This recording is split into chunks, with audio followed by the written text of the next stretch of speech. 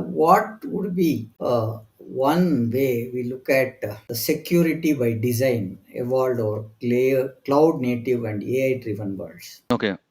Security by design, if we think, initially we had a, as an architect, we had a checklist, right? Mhm. Add firewalls, add encryption for security. You have kind of strong algorithm. You had maybe a proper rule configured for a username and password. Do a pen test and testing and all of this, right? It was compliance driven, reactive, right? But now as we move forward, right, we need to be more adaptive. We need to be more kind of intentional. Like it should be a part of the whole architecture. Security is a part of the architecture, not an add-on. That is what we need to understand. Okay, so it should always start with understanding the user requirement, the current scenario, current state.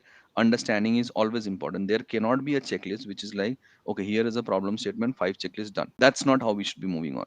We should always understand the current state, move on by mapping all the pointers, the problem statement, and then try to find out what checklist, what processes works for what type of systems.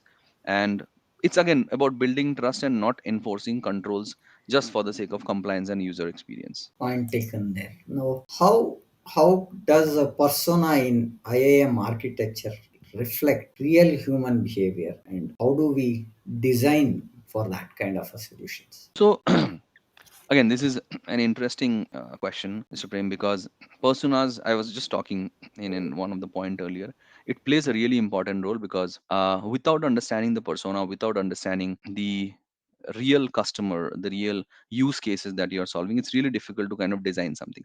So high level personas have always been employees and customers and maybe partners and suppliers and humans and non-human accounts, right? But that is soon going to be obsolete because it should not be just based on the roles and responsibilities, even further down on the application level, like manager, developer, contractor, and all.